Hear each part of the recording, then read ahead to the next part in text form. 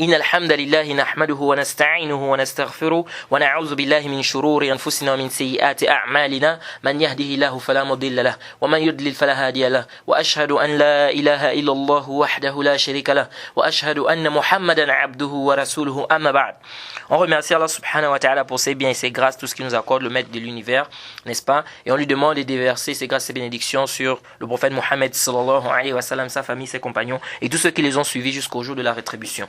Nous sommes toujours dans le cadre de notre programme qui est Nawaqil l'Islam, c'est-à-dire les annulatifs de l'Islam. Et nous sommes sur les conditions, n'est-ce pas, du takfir. Et les conditions qu'il faut réunir avant de déclarer qu'une personne est mécréante.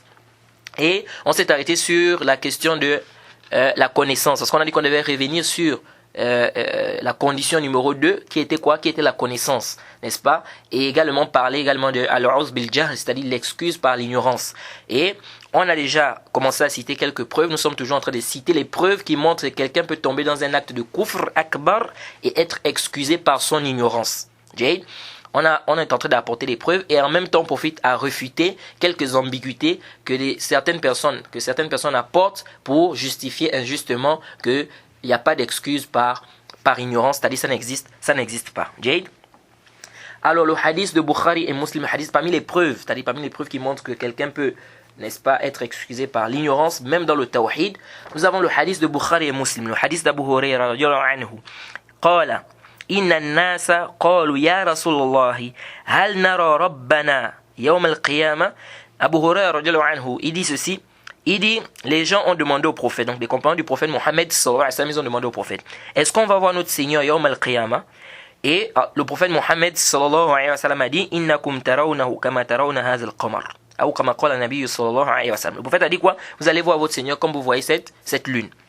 Ça c'est parmi les croyances des gens de la sunna. C'est-à-dire Yawm al-Qiyamah, les croyants ils vont voir Allah subhanahu wa ta'ala. Mais ici, fi dunya, non.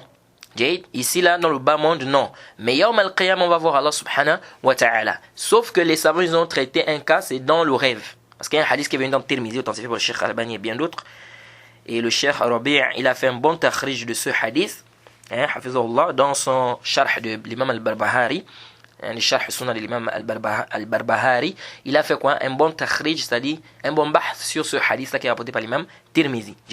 Et ce hadith, n'est-ce pas, il est dit que le prophète Mohammed sallallahu alayhi wa sallam a vu Allah subhanahu wa ta'ala en rêve. Donc de là, certains savants, beaucoup de savants tels que le Cheikh Hassan Temia, il a dit quoi? Il a dit que on peut voir Allah subhanahu wa ta'ala en rêve. Bref, ce n'est pas notre sujet ici. Ce qu'il faut retenir, c'est que parmi les croyances des gens de la sunna, c'est quoi? C'est que Yawm al-Qiyamah, on va voir Allah, les croyants vont voir Allah subhanahu wa ta'ala. Alors dans ce hadith là, les compagnons ont posé la question sur quoi? Sur la vision d'Allah, est-ce qu'on va voir Allah subhanahu wa ta'ala? Ça veut dire quoi? Ça veut dire qu'ils ne savaient pas. Ça veut dire, ici c'est une preuve qui est plus que claire, qu'ils ne savaient pas est-ce qu'on va voir Allah ou pas. C'est-à-dire ils doutaient, est-ce qu'on va voir Allah, est-ce qu'on va pas voir Allah? Mais est-ce que cela fait d'eux des mécréants? Non. C'est pourquoi le Cheikh al-Islam ibn Taymiyyah, il dit dans le Majmu' al-Fatawa, lorsqu'il a fait quoi? Le ta'liq de ce hadith là, au tome 35 à la page 165. Il dit ceci. وأصل ذلك أن ما قال التي هي كفر بالكتاب والسنة والإجماع يقال هي كفر قولا يطلق كما دل على ذلك الدلائل الشرعية. Il dit ici que le asl, c'est-à-dire le fondement dans ça, c'est quoi? C'est qu'une parole qui est de la mécréance par le Coran et la Sunna et le consensus des savants, on dit que c'est de la mécréance. C'est-à-dire on dit de manière générale que ça c'est une parole qui est du kufr. كما دل على ذلك الدلائل الشرعية, comme cela a été prouvé par les preuves de la législation. فإن الإيمان من الأحكام متلقاة عن الله ورسوله. Il dit car la foi, la foi, n'est-ce pas, c'est une sentence ou bien ça fait partie des sentences que l'on puise d'Allah subhanahu wa ta'ala et de son messager. C'est-à-dire ce n'est pas par la tête. Le iman, ce n'est pas par ta tête, non. C'est bi kitab wa sunna. ليس ذلك مما يحكم فيه الناس بظنونهم. Ce n'est pas quelque chose où les gens vont quoi donner des sentences par leurs pensées. وأهوائهم, ou bien par leur passion. ولا يجب أن يحكم على كل شخص قال ذلك بأنه كافر. Et ce n'est pas nécessaire qu'on va juger toute personne qui va dire cette parole là qu'on a dit que c'est une parole du kufr.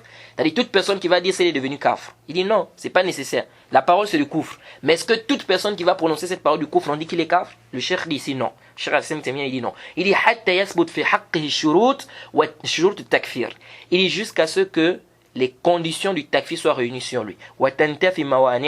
Et que les choses qui nous empêchent de faire le takfir, de faire sortir cette personne de l'islam, soient enlevées.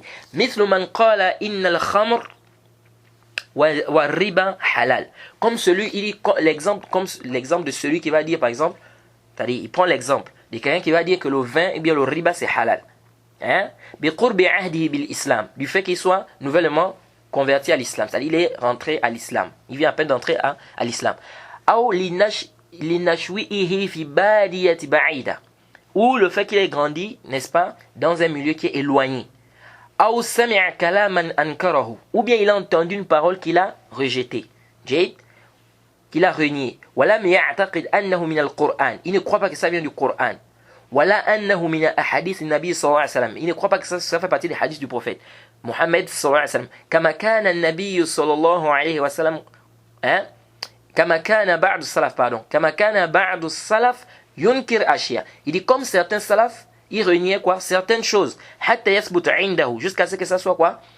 Ça soit prouvé, n'est-ce pas, auprès de lui, anna an-nabiy sallallahu alayhi wa sallam qala, jusqu'à ce que ça soit prouvé que le prophète Mohammed sallallahu alayhi wa sallam a eu à dire cette chose. Kama kana as-sahaba yashukuna fi ashya mithlu ru'yati llahi wa ghayri zalika. Il dit comme les compagnons doutaient sur certaines choses, comme la vision d'Allah subhanahu wa ta'ala et d'autres choses. Donc le cheikh Islam Temia, il dit quoi? Que ça ne fait pas sortir quelqu'un de l'islam. Quelqu'un qui quoi? Qui vit dans un endroit éloigné, ou bien il a vécu dans un milieu qui est quoi? Qui est très éloigné, n'est-ce pas? Ou bien il a rejeté une chose, il ne savait pas que ça faisait partie du Coran, ou bien ça faisait partie des hadiths du prophète. Il dit comme certains salafs, parfois ils rejetaient certaines choses jusqu'à ce que ça soit prouvé que quoi? Que c'est la parole du prophète, ou bien que ça a été prouvé que c'est venu dans le Coran. Il dit comme les compagnons du prophète, le Cheikh Hassan Temia dit, comme les compagnons du prophète doutaient sur certaines choses comme la vision d'Allah. Il a pris ça de où? De ce hadith. Parce que quand les compagnons demandaient, ils ont dit, est-ce qu'on va voir notre Seigneur Yawm al-Qiyamah? Ça veut dire qu'ils doutaient, ils ne savaient pas. Est-ce qu'on va voir? Est-ce qu'on va pas voir? On ne sait pas. C'est pourquoi ils ont posé la question.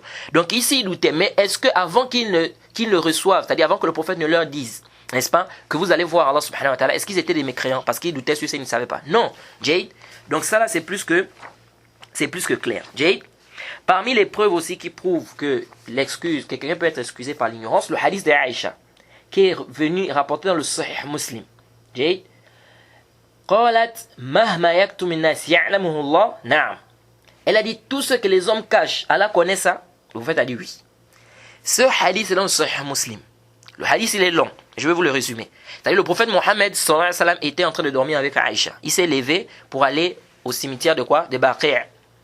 Et Aïcha a fait quoi? Elle a suivi le prophète Mohammed sallallahu alayhi wa sallam. Le prophète ne savait pas.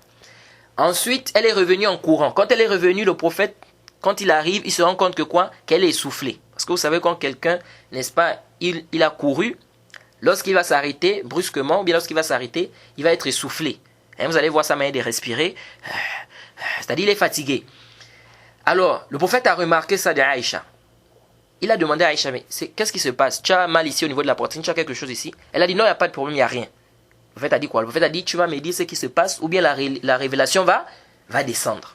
Le prophète a dit quoi? Tu vas me dire ce qui se passe, ou bien la révélation va descendre. Ça, c'est parmi les hadiths aussi qui viennent faire un rad à ceux-là qui disent que le prophète connaît le monde invisible. Le prophète connaît les choses invisibles. Ça, c'est un rad. Parce que si le prophète connaissait, il devait savoir qu'est-ce qui s'est passé. Mais pourquoi il dit à Aïcha que tu vas me dire, ou bien Allah va faire descendre la révélation? Ça veut dire que le prophète ne connaît pas quoi? Les choses du monde invisible. Alors, ça, c'est un hadith. Aïcha, maintenant, elle a dit quoi?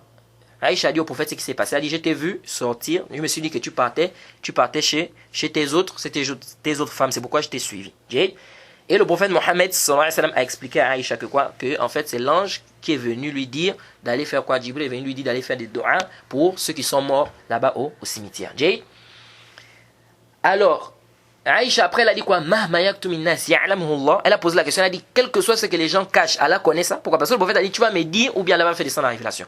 Aïcha a posé la question, elle a dit, est-ce que tout ce que les gens cachent, Allah connaît ça? Le prophète a dit, naam. Ça, c'est un hadith qui est plus que clair, qui montre ici que Aïcha ne connaissait pas quoi? Ne connaissait pas que tout ce que les gens cachent, Allah connaît ça. Et ça, il n'y a pas de doute que c'est du kufr. Mais est-ce que Aïcha est devenue kafira ici? Est-ce que le prophète a dit à Aïcha que tu es devenue kafir? Tu es devenue kafira? Non, le prophète n'a pas dit ça. Et pourtant même, Aïcha vivait avec le prophète Mohammed sallallahu alayhi wa sallam. Elle écoutait certainement le Coran. Et dans le Coran, vous savez que quoi? Qu'il y a plusieurs versets, Allah dit quoi? Qu'il est alim. Hein? Qu'il connaît toutes choses. Jade? C'est pourquoi on dit l'avis de ceux qui disent que le simple fait de lire, hein? Le simple fait de lire le Coran, ça suffit comme argument. Ça, c'est une parole qui est laysa bis-sahih. Peu importe celui qui va dire ça. Hein? C'est-à-dire, il y a des gens, ils vont maintenant venir et disent non, si on lit le Coran, ça suffit déjà. Par exemple, quelqu'un qui tombe dans un acte de couvre. On dit non, peut-être il est jahil, il ne sait pas. On dit non, il n'y a pas d'excuse. Tous les jours, on lit le Coran dans la mosquée. Non. Si celui-là ne comprend pas le Coran, imaginons qu'il ne comprenne pas. C'est par exemple un Chinois, il ne comprend rien de la langue arabe.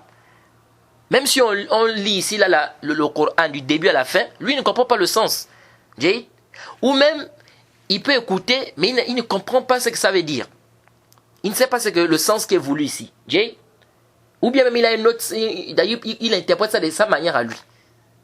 Voilà les jama'at de tablir, hein, qui viennent avec des versets qui parlent du djihad dans le Coran, non? Ils interprètent ça comment? Ils interprètent ça que le djihad ici, sorti fisabilillah, c'est faire leur sortie mubtadi'a, leur sortie qui est une bid'a. C'est ce qui est voulu dans le verset. Donc ceux-là, ils écoutent le Coran, mais comment ils ont compris ça? Donc ici, il faut faire très attention. Le simple fait qu'on lise le Coran sur quelqu'un, ça ne suffit pas comme argument. Il faut qu'il comprenne. C'est pourquoi Allah dit quoi?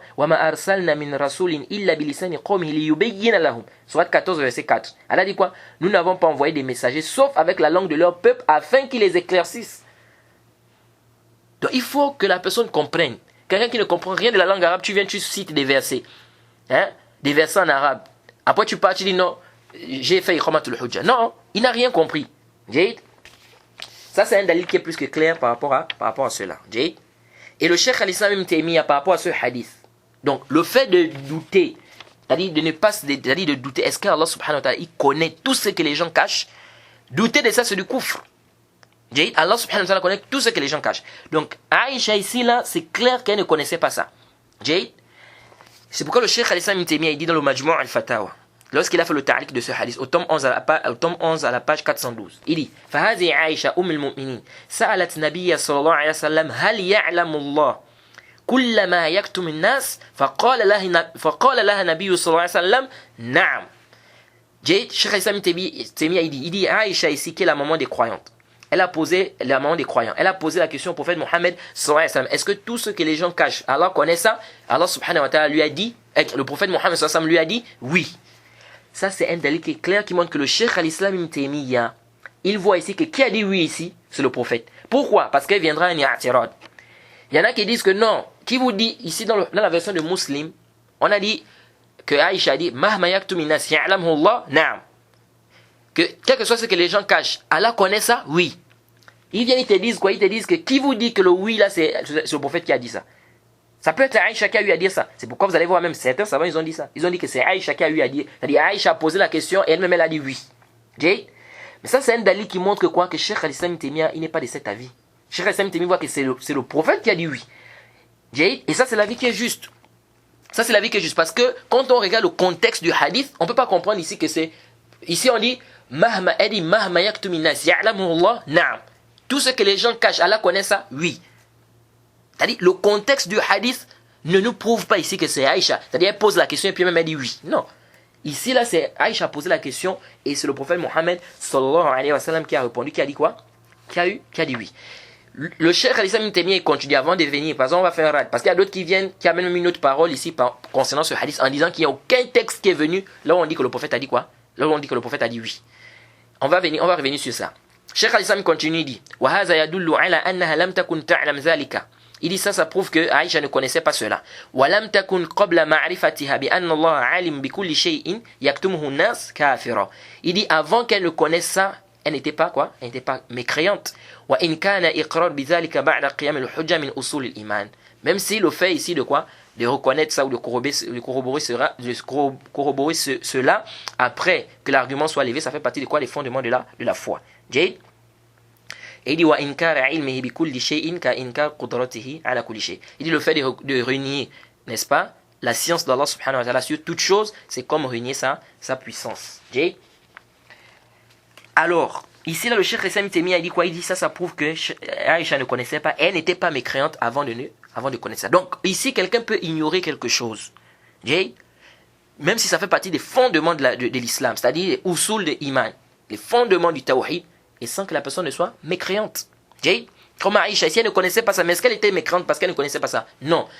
Maintenant, on revient ici pour dire que ceux qui ont dit non, c'est Aïcha qui a eu à dire ça. On dit d'abord, le contexte du hadith ne nous prouve pas cela. Deuxièmement, ceux-là qui ont dit, parce qu'il y en a qui ont dit, il n'y a aucune version qui est venue spécifier que c'est le prophète qui a dit oui.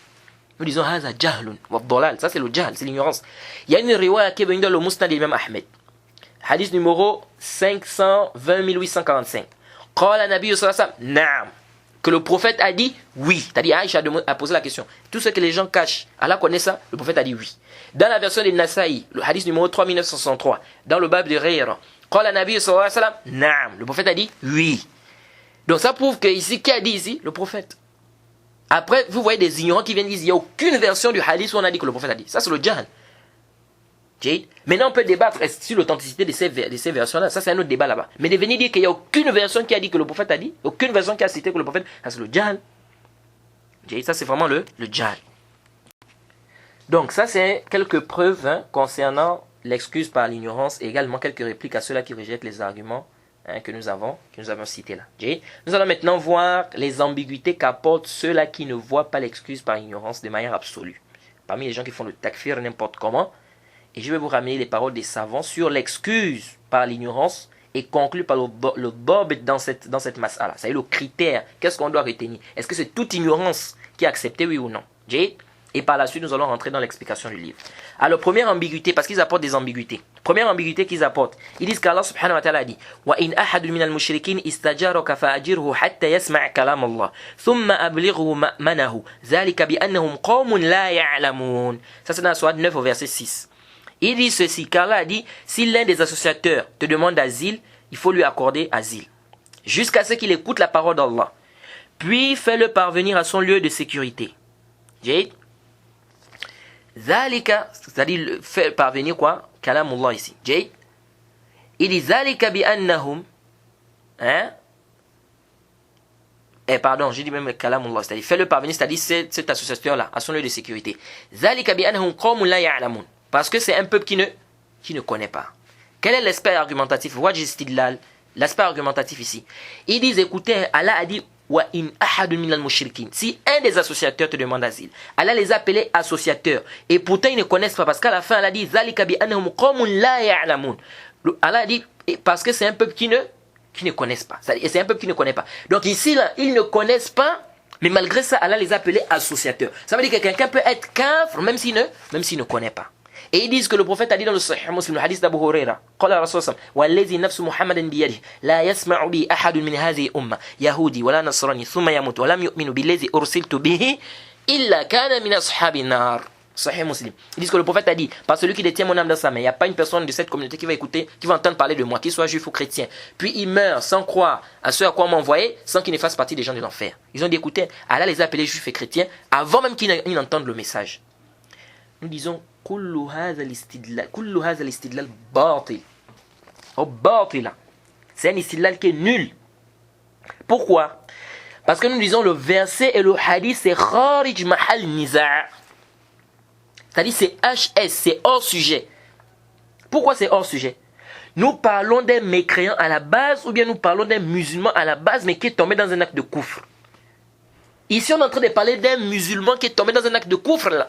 On n'est pas en train de parler d'un kafr à la base. Regardez-moi ça. C'est-à-dire un kafr à la base, il est kafr. Quand Allah dit wa in ahadun minal mushrikin, si l'un des associateurs, c'est un kafr. Mais un kafr, on dit qu'il est kafr.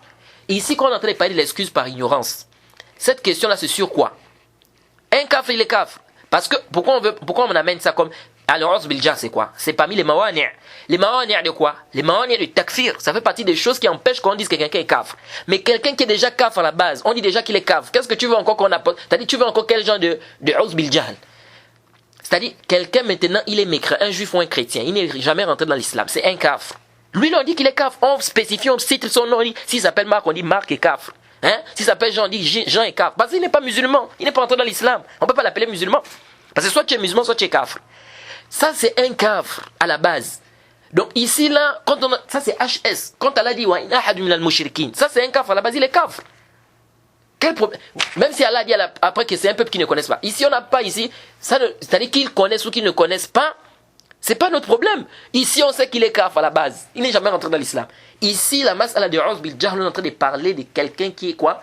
Qui est à la base musulman, mais qui est tombé dans un acte de koufr. Est-ce qu'on doit dire qu'il est kafir comme ça, sans apporter des arguments, ou bien sans qu'il ne sache oui ou non? C'est ça la mas'ala. La mas'ala, c'est pas quelqu'un qui est kafir. Pourquoi? Parce que quand on amène ça comme mawani', quand on amène ça comme empêchement, c'est pourquoi on déclare qu'il est kafir. Mais quelqu'un qu'on a déjà déclaré qu'il est kafir à la base, qu'est-ce que tu vas encore ici? Comment tu vas encore amener Uz bil Jahl comme étant un empêchement ici, alors que des gens ont déjà déclaré qu'il est kafir. Donc on dit quoi? Que les dalils là sont HS. Ça c'est un. Deuxièmement, le hadith a dit quoi? Vous dites le hadith a dit, on l'a appelé juifs et chrétiens avant qu'ils n'entendent. Mais qu'est-ce que le hadith a dit? À quel moment le prophète a dit qu'il va aller en enfer? C'est s'il écoute et quoi? Il rejette. Donc ici là, le hadith et le verset c'est HS. Ici, un juif, un chrétien, on dit que c'est un kafir de manière bi'ainihi. C'est-à-dire on spécifie, on dit toi tu es kafir. Puisque c'est pas un musulman. Le débat ici, c'est pas ça. Le débat ici, c'est un musulman qui tombe dans un acte de koufr par ignorance. C'est ça le débat. Et non pas quelqu'un qui est kafir à la base. Un kafir, il est kafir. Qu'il soit ignorant ou pas ignorant, c'est un kafir. Il n'est pas entré dans l'islam. Maintenant, s'il n'a pas reçu le message de l'islam et tout, n'a jamais écouté, ça c'est un autre débat là-bas. Mais il est kafir. Parce qu'il n'est pas entré dans l'islam, on dit que lui là, il est kafir. Mais ici, le débat, c'est sur un musulman qui tombe dans un acte de koufr. Est-ce qu'on doit déclarer qu'il est kafir comme ça? Oui ou non? Et on ne peut pas faire l'analogie, c'est le qiyas ma al-fariq entre le kafir et le musulman. Non. Et ça fait partie de quoi? Ça fait partie des comportements des khawarij. Qui font quoi? Ils prennent des versets qui sont descendus sur les musulmans, ils font descendre ça sur les koufars. Des versets qui sont descendus sur les koufars, ils font descendre ça sur les musulmans. C'est pourquoi l'imam al-Bukhari, rahimahullah, il a cité dans son sahih, il a cité ta'liqan. Il a cité un athar. C'est-à-dire, il a cité un athar ta'liqan dans son sahih. An Nafi' su'ila kayfa kana ra'y ibn Umar fil haruriyya. On a posé la question, c'est-à-dire d'après Nafi', on a posé la question. C'est-à-dire on a posé la question à Nafi'. Quelle était la position de Ibn Umar par rapport aux Khawarij? Haruriyya, c'est-à-dire les Khawarij. Par rapport aux Khawarij. Il a dit quoi? Qala yarahum shirar khalqillah. Il considère que c'est les pires des créatures d'Allah. قال ابن عمر انطلقوا إلى آيات في الكفار فجعلوها على المؤمنين. Ibn Omar dit ils sont partis prendre les versets qui sont descendus sur les mécréants, ils ont fait descendre ça sur les croyants. Donc le fait de prendre des versets sur les kuffars, faire descendre sur les musulmans, ils doivent être comme ça fait partie de quoi? Des sifat, de quoi? Des khawarij. Et puis le mot la ya'lamun, qu'est-ce que ça veut dire la ya'lamun? Ça veut dire qu'ils ne connaissent pas le Coran, ils ne connaissent pas la réalité du Coran, ils ne connaissent pas le prophète. C'est pourquoi Ibn Hajar dit jara ala lisan al-arab que les Arabes utilisaient parfois ils infirmaient quelque chose, c'était pour infirmer quoi? Les fruits de cette chose, les retombées de cette chose. Lorsqu'Allah dit par rapport à Nuh, innahu laysa min ahlik, il ne fait pas partie de ta famille. Qu'est-ce que ça veut dire, il ne fait partie de ta famille? Le fils de Nuh, il fait partie de la famille de Nuh. Par rapport à quoi? Par rapport au nasab, il fait partie. Mais Allah ici a dit il fait partie de ta famille. Pourquoi? À cause de quoi? Des fruits de la science, c'est-à-dire la pratique. Du moment où il ne travaille pas avec cette da'wa, c'est-à-dire cette prédication, c'est-à-dire tu appelles vers quoi? Tu appelles cette personne-là vers la religion. Il ne suit pas. C'est pourquoi Allah a dit quoi? Il ne fait pas partie de quoi? De ta famille. Donc ce n'est pas quoi? Ce n'est pas là, il y a la moune, ça ne veut pas dire qu'ils ne connaissent pas le prophète, mais ils ne connaissent pas que le Coran, c'est le prophète, il dit qu'il est le prophète d'Allah subhanahu wa ta'ala. Et la sourate Tawbah, ça fait partie de quoi? C'est parmi les dernières sourates qui ont été révélées sur le prophète Mohammed sallallahu alayhi wa sallam. Parmi. Et c'est pourquoi l'imam Ash-Shatibi lui-même dans le Muwafaqat, il a dit quoi? Il a dit, si tu vois dans le Coran, fil Coran la yafqahun, la tazunnu anahum la yafqahuna kayfa zalika wa qad nazala al-Quran bilisanihim. Si tu vois dans le Coran, on dit, ils ne comprennent pas. Ne pense pas ici qu'ils ne comprennent pas réellement parce que le Coran est descendu en leur langue. Donc ça, c'est pas un dalil. Parmi les ambiguïtés qu'ils apportent aussi, donc, la réponse c'est quoi? C'est que ce verset-là, le hadith, c'est kharij mahalniha, c'est HS, c'est pas dans notre débat. Notre débat, c'est un musulman qui tombe dans un acte de kufr. Ce n'est pas un kafir qui est à la base kafir. Lui, là, il est kafir, on dit qu'il est kafir. Deuxième ambiguïté, dit qu'Allah a dit لو كنا نسمع أو نعقل ما كنا في أصحاب السعير. Qu'Allah subhanahu wa ta'ala dit parlant des gens de l'enfer, qu'ils ont dit quoi? Si nous avions écouté ou raisonné, nous ne serions pas parmi les gens de la fournaise. Ils disent écoutez, hein, ils sont en enfer, ils sont châtiés, mais ils ont dit si on avait écouté. Donc ça veut dire que ce n'est pas une condition qu'il écoute les dalils. Quelqu'un qui tombe dans un acte de kouf, même s'il n'a pas écouté les dalils, on dit que c'est un kafir. Parce que ceux-là, ils sont en enfer, châtiés, malgré ça, ils n'ont pas écouté les preuves. Nous disons, comme disait le Cheikh Al-Islam, il aimait beaucoup les savants. Quand vous allez regarder les paroles des Muqtadi'a, lorsqu'un innovateur vient avec un dalil, quand vous regardez, si vous méditez bien sur le dalil qu'il apporte, vous allez trouver que parfois dans ce même dalil, il y a quoi? Il y a quelque chose qui vient répliquer ce que lui-même il dit là. Nous disons ceci. Qu'est-ce que ça veut dire ça? Si on avait écouté, bien si on avait raisonné. Ça veut dire ici que vous voulez dire que le fou va en enfer. On fait le takfir du fou. Quelqu'un il est fou, il tombe dans un acte de kufr, dans son état de folie. On dit quoi? Il est kafir, il va en enfer éternellement. Non, il n'y a aucun savant. La qa'ila bihi abadan. Aucun savant n'a dit ça. Et pourtant on a dit dans le verset, si on avait écouté et si on avait raisonné. Donc ça veut dire que c'est des fous.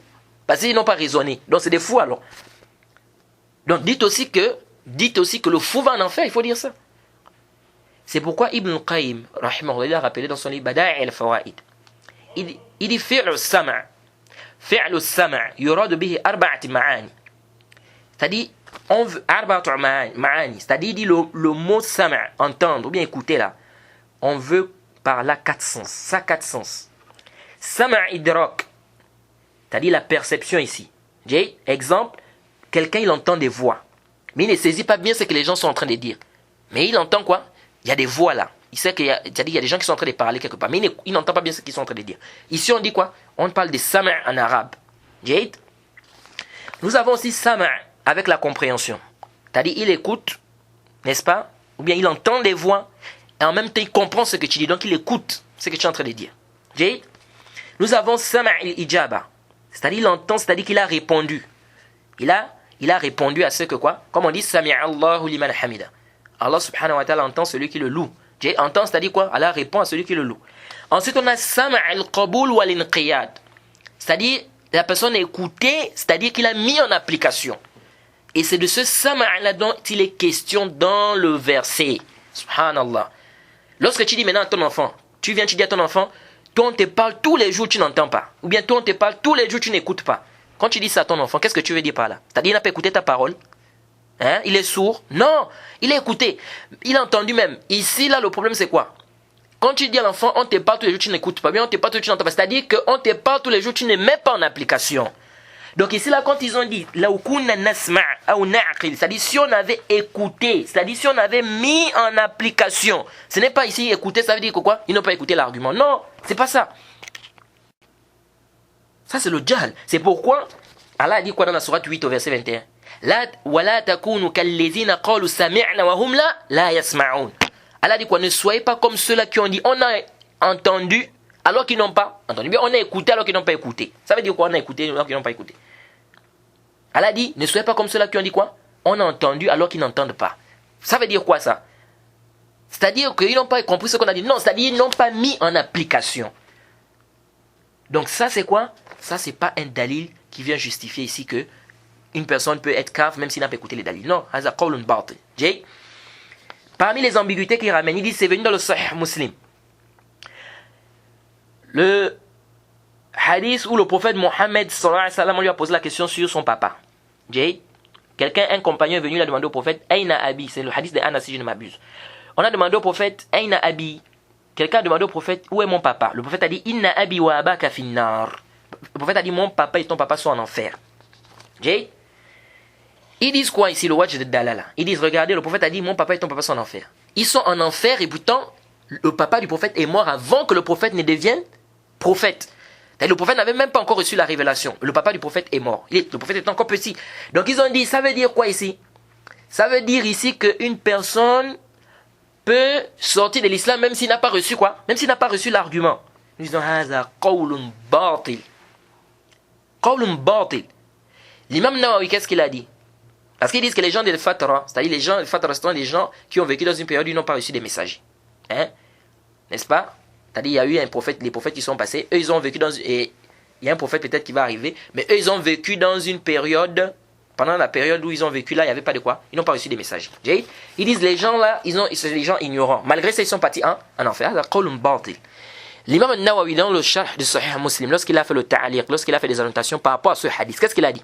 Il dit وَفِيهِ أَنَّ مَنْ مَاتَ فِي الْفَتْرَةِ عَلَى مَا كَانَتْ عَلَيْهِ الْعَرَبِ مِنْ عِبَادَةِ الْأَوْثَانِ فَهُوَ مِنْ أَهْلِ النَّارِ. Il dit celui qui va mourir في الفترة, c'est-à-dire dans la fatra, le temps du fatra qu'on a dit là, sur les adorations que les Arabes faisaient, c'est-à-dire les adorations des statues que les Arabes faisaient, il fait partie des gens de l'enfer. Il dit cela, c'est pas quoi? C'est pas une réprimande pour lui avant qu'il n'ait reçu la prédication, avant qu'il n'ait reçu le message. فَإِنَّ هَؤُلَاءِ كَانَتْ قد بلغتهم دعوة إبراهيم وغيره من الأنبياء. Il dit car ceux-là, ils avaient reçu la prédication, ou bien le message du prophète Ibrahim et de d'autres prophètes. Et quoi? Et d'autres prophètes. Donc c'est plus que clair. L'imam Nawawi dit ici, ceux-là, ils n'ont pas, on ne va pas dire qu'ils n'ont jamais reçu des messages. Non, ils ont reçu les messages qui sont passés avant. Oui, il est mort, c'est le papa du prophète, bien ceux-là, ils sont morts avant que le prophète ne devienne prophète. Mais est-ce que ici, là, ils n'avaient pas reçu le message des prophètes qui sont passés avant? Ils ont reçu. C'est pourquoi le Cheikh Al-Albani, dans le Silsilat As-Sahiha, lorsqu'il a fait le ta'liq du hadith de Ibn Jud'an, Aïcha a posé la question au prophète, le hadith c'est dans Sahih Muslim. Aïcha a posé la question au prophète Mohammed sallallahu alayhi wa sallam que Ibn Jud'an, c'était quelqu'un qui faisait beaucoup de bien dans la Jahiliya. Est-ce que les actions qu'il faisait là, ça va l'aider? Qu'est-ce que le prophète a dit? Le prophète a dit non. Lam yaqul yawman rabbi ighfir li khati'ati. Le prophète a dit non. Il n'a jamais dit oh Allah pardonne-moi mes péchés.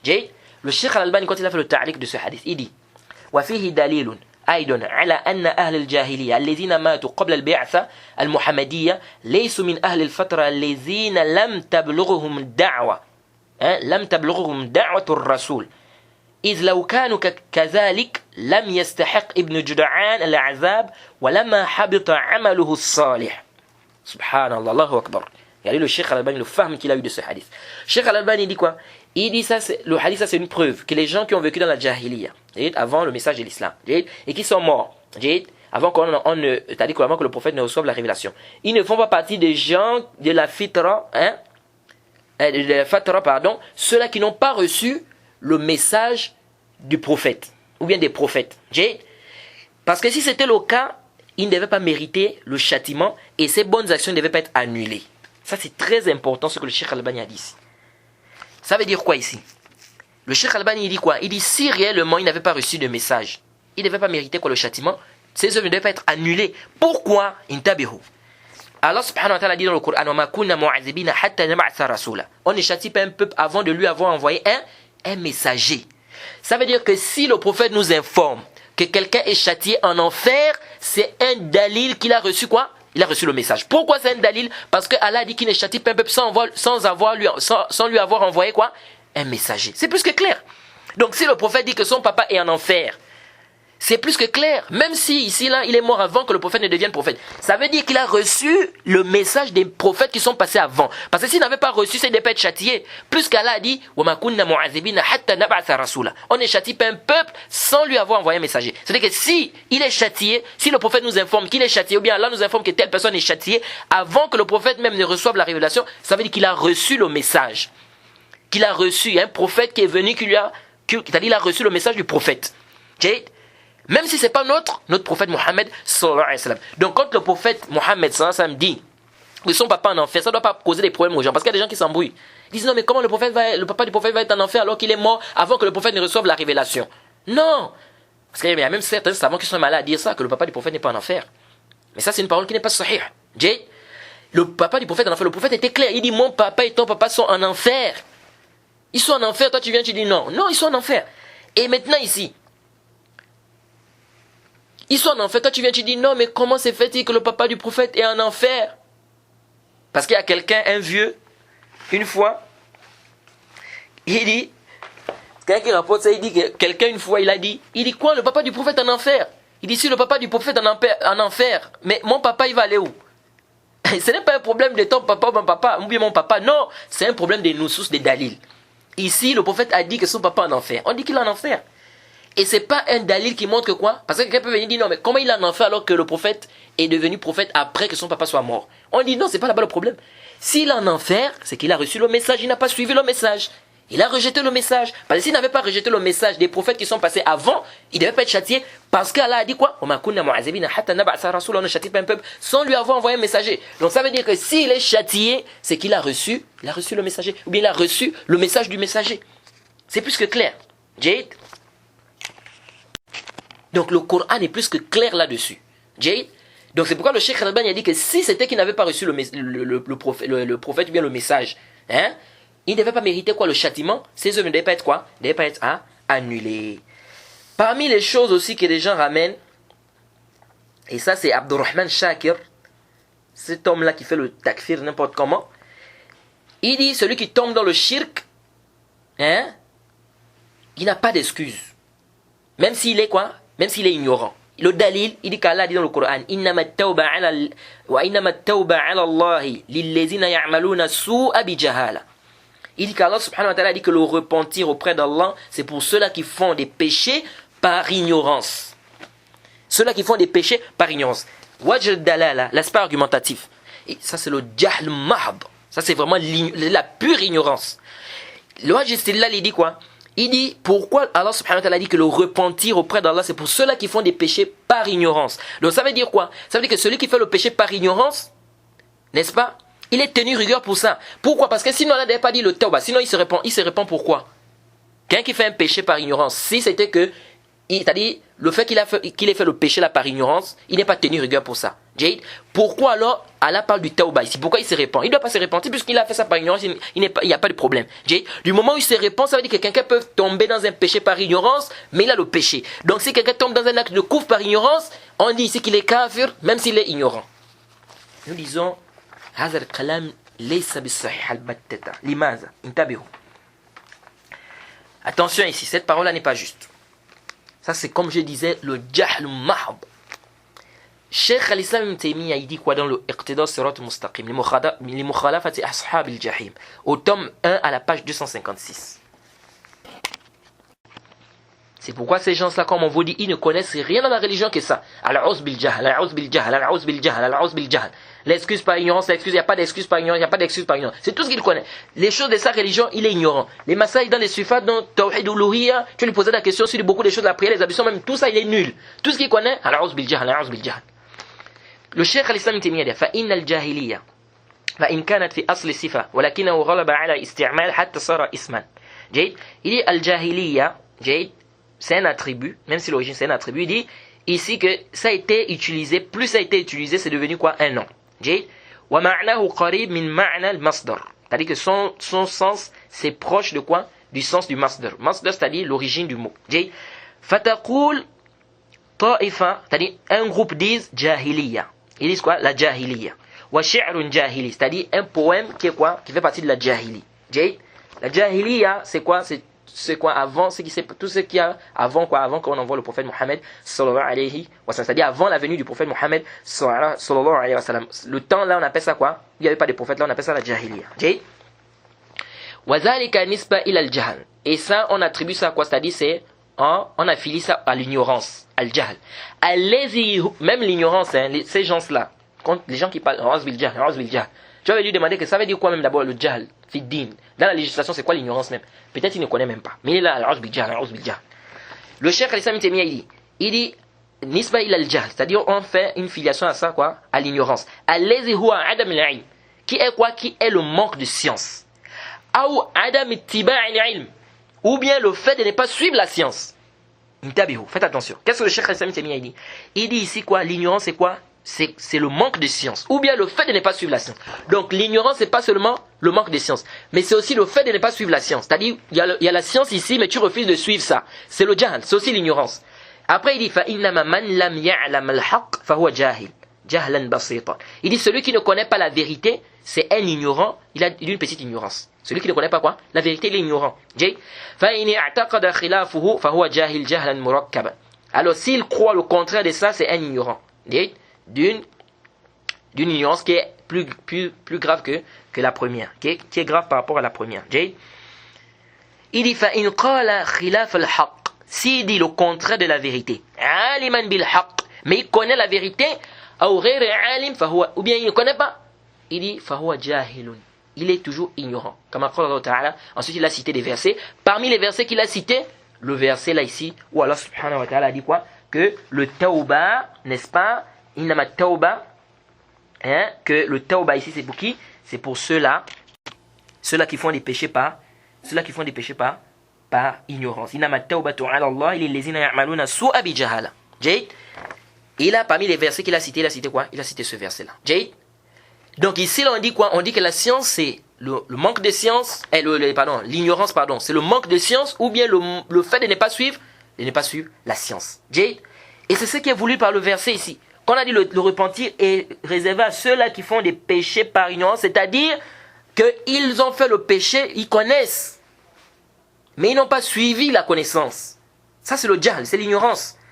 Et le Cheikh Ibn Uthaymin, dans son livre, lorsqu'il a fait le sharh, de Iqtida Sirat al-Mustaqim, li mukhalafati ashab al-jahim du Cheikh al-Islam Ibn Taymiyyah, il a fait le sharh de ça, il a rappelé la même chose. Il a dit al-jahlu yuradu bihi adam al-ilm, wa yuradu bihi adam ittiba' al-ilm. Il dit l'ignorance, ce qui est voulu par l'ignorance, c'est le manque de science, ou bien le fait de ne pas suivre la science. Le Cheikh a été clair. Il a même rappelé dans le Sahih al-Bukhari aussi, au tome 1, la page 74, la même chose. Il a dit que c'est ce qui est voulu par le verset ici. Donc ce qui est voulu par le verset ici, c'est quoi? C'est-à-dire ceux-là qui font le repentir, c'est pour ceux-là qui font quoi? Des péchés par ignorance. C'est-à-dire, il connaît mais il n'a pas suivi le ilm. Sinon, ça va être grave. Si on dit ici que l'ignorance, c'est le manque de science, ça veut dire quoi? Quelqu'un qui fait maintenant le zina, il sait que le zina c'est haram. Mais il fait le zina. Hein? Lui là, quoi, il n'a pas de repentir pour lui, parce qu'il connaissait que c'était haram. Quelqu'un qui sait que voler c'est interdit, mais il va voler. Quoi, lui là, il n'a pas de tauba. Vous voyez? Donc pour dire ici que c'est pas ça le sens qui est quoi? Qui est voulu ici là. Jade. Et il y a un groupe maintenant des Khawarij qui disent quoi? Al-Musir al-Kabira. Hein? Al-Musir al-Kabira, il est kafir. C'est-à-dire celui qui répète, hein, qui insiste dans le péché, il est kafir. Ça c'est le jahl. Hein? Quelqu'un maintenant il va dire non. S'il dit que le riba c'est halal, il connaît que le riba c'est halal, et que c'est haram, pardon. Il connaît que le riba c'est haram. Mais il dit, je sais que c'est haram, mais je vais faire, il dit, il est kafir. Ou bien quelqu'un qui sait que ça c'est haram, mais il fait ça tout le temps, il est kafir. Ça c'est vraiment qawlun batil. C'est une parole qui est nulle, fausse, non avenue, à rejeter avec la toute dernière énergie. Et ça c'est la conception, ça c'est parmi les croyances des Khawarij. Ça c'est le jahl mahd, c'est-à-dire le jahl mahd. Ça c'est l'ignorance, c'est le jahl.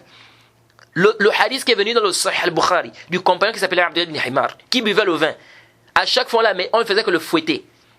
Jusqu'à ce que certains compagnons même disent que ma akthar ma tabihi. Ça fait combien de fois? Certains compagnons même maudits, ils ont dit que tu sois maudit. Ils ont dit ça fait combien de fois qu'on t'amène ici là? Et le prophète a dit quoi? Il ne faut pas le maudire, car il est malin et son messager. Ce hadith là, on verra même ce hadith quand on va parler du premier annulatif, Inch'Allah. Ici là, ce hadith là, est-ce que ici le prophète a dit qu'il est kafir? Et pourtant il faisait que boire le vin? Ça veut dire combien de fois on l'a frappé à cause du vin? Donc ça veut dire qu'il savait que c'était haram, mais il buvait. Est-ce que le prophète a dit qu'il est kafir? Ça c'est parmi les dalils parmi les dalils clairs qui montrent ici que celui qui répète le péché n'est pas kafir. Il n'est pas kafir. Et beaucoup de gens, ces conceptions, ne savent pas où ils vont gagner ça. Ils se disent que le fait qu'il répète, ça veut dire qu'il rend ça halal, c'est l'istihlal. Et celui qui rend quelque chose qui est haram, halal, il est kafir. C'est vraiment le batil ça. Répéter le péché ne veut pas dire que tu as rendu ça halal. C'est-à-dire dans le sens où que Allah interdit, toi tu dis que c'est quoi? C'est halal. Et donc tu deviens kafir. Non, celui qui répète le péché, même s'il sait que c'est haram, il n'est pas kafir. Il n'est pas quoi? Il n'est pas kafir. Tant qu'il ne dit pas, qu'il ne considère pas que c'est halal. Tant qu'il ne considère pas que c'est halal, il n'est pas kafir. Et l'acte là seulement, le fait qu'il répète le péché, ça ne veut pas dire qu'il a considéré dans son cœur, il croit que c'est halal. Non. Donc il faut faire très attention avec ces sectes-là des Khawarij. Donc voilà un peu ce qu'il faut retenir ici par rapport à quelques ambiguïtés que ces gens-là apportent, n'est-ce pas, par rapport à quoi? Par rapport à l'excuse par ignorance. Et parmi les ambiguïtés, c'est qu'ils apportent la parole de Ibn Qayyim al-Jawziyya. Hein? Ils ont une parole d'Ibn Qayyim al-Jawziyya qu'ils ramènent. Hein? Et beaucoup, hein, ceux qui font le takfir, n'importe comment, ils vont te ramener cette parole-là. Hein? Et celui qui est Arid al-Jahl, hein, Abu al-A'la Rashid là, celui dont le cheikh Abdul Bukhari a mis en garde contre son livre qu'il a une Dawab al-Takfir, lui là, là-bas il a amené quoi? Il a amené cette parole-là. Tous ils vont t'amener cette parole-là. Ils vont te dire non, le cheikh Ibn Qayyim a dit que l'islam c'est le tawhid, wa ibadatuhu wahdahu la sharika lahu, son adoration sans associé, wal iman bi rasulihi, et la foi en son messager, wa ittiba'uhu fi ma ja'a bihi, et le fait de le suivre dans ce qu'il est venu avec. Fama lam ya'ti al-'abd bi hadha falaysa bi muslim. Si le serviteur ne vient pas avec ça, ce n'est pas un musulman. Wa in lam yakun kafiran, s'il n'est pas un kafir mu'anid, c'est-à-dire persistant, fa huwa kafirun jahil, c'est un mécréant ignorant. Regardez, C'est un mécréant ignorant. C'est pourquoi ils vont t'amener ici la parole d'Ibn al-Qayyim, hein, qu'il a parlé dans le Madaj Tariq al-Hijratain, à la page 813 à 816. Mais ils vont t'amener la partie qui est la fin où ils disent que les savants sont tous unanimes que cette catégorie de personnes ce sont des mécréants. Et même si c'est des ignorants, ils font le taqlid de leurs chefs, etc., de leurs imams. Sauf ce qu'on rapporte de certaines personnes, des gens de l'innovation. Ils n'ont pas dit que ceux-là vont en enfer. Hein? Éternellement. Ils ont mis ces gens-là dans la catégorie de qui? De ceux-là qui n'ont pas reçu la prédication, bien ceux qui n'ont pas reçu le message. Il dit ce mazhab-là, aucune personne parmi les savants ou parmi les musulmans a eu à dire ça. La sahaba, wala tabi'in, ni les compagnons, ni les tabi'in, wala man ba'dahum, ni ceux qui sont venus après. Mais c'est connu des gens de quoi? De certaines personnes qui font la philosophie, ou bien de certains dialecticiens, n'est-ce pas, qui ont inventé des choses dans la religion. Donc ils disent ici, Ibn Qayyim a dit que c'est par consensus. Donc par consensus ici, quelqu'un peut être kafir et ignorant. Jay? Quelqu'un peut être kafir et ignorant. Donc il t'amène ça comme parole. Ou bien ils disent ici, on a dit, soit c'est un kafir persistant, ou bien c'est un kafir ignorant. Donc quelqu'un peut être kafir ignorant. Donc si quelqu'un tombe dans le coufre par ignorance, il est kafir. Regardez un peu. Et vous allez voir, tous ils amènent cette parole-là d'Ibn Qayyim. Tous qui font le takfir n'importe comment, ils viennent avec ça. Qu'est-ce qu'ils ont fait ici? Ils ont coupé la parole d'Ibn Qayyim. Ils n'ont pas ramené toute la parole d'Ibn Qayyim. Alors que quand tu reviens dans le livre Tariq al-Hijratain, au tome, à la page 813 à 816, tu lis bien la parole, tu sais maintenant de qui Ibn Qayyim est en train de parler ici. Ibn Qayyim est en train de parler de qui ici là? Jade. Donc voilà un peu les ambiguïtés que ces gens-là apportent. Jade. Nous allons, Inch'Allah, le cours prochain, revenir sur cette ambiguïté-là et essayer d'éclaircir ça. C'est pourquoi il faut faire attention avec ces gens-là qui font le takfir n'importe comment, parce qu'ils amènent parfois, ils prennent des fatawas, des savants n'importe comment, et parfois ils coupent et ils amènent des choses, subhanallah. C'est pourquoi je vous conseille sincèrement de revenir vers les ulama. Revenez vers les savants qui sont reconnus de la sunna, qui sont reconnus, qui suivent le manhaj salafi. Parce que d'écouter, c'est-à-dire les gens n'importe comment. Parce que regardez aujourd'hui le net. Le net a gaspillé beaucoup de personnes. Des gens vont faire des débats avec des gens égarés. Il revient là-bas, c'est lui qui soutient maintenant la vie de cet égaré-là. Ou bien la position de ces égarés-là. Les gens, on écoute n'importe qui sur le net comme ça. Qu'est-ce que les gens cherchent? Nous avons nous avons des savants qui nous ont précédés, qui nous ont dévancés. Ils ont traité ces questions-là. Pourquoi ne pas revenir vers ces savants-là?